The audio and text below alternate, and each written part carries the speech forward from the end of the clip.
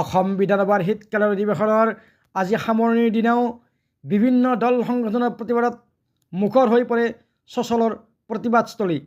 শীতকালীন অধিৱেশনৰ প্ৰথম দিনটোৰ পৰাই চচলৰ প্ৰতিবাদস্থলী উত্তাল কৰি আহিছিল একাধিক দল সংগঠনে। আজি অসম বিধানসভাৰ অন্তিম দিনাও চচলত ভোটাৰ্ছ পাৰ্টি ইণ্টাৰনেশ্যনেলৰ কৰ্মীয়ে কাঁহী বজাই অভিনৱ প্ৰতিবাদ সাব্যস্ত কৰে।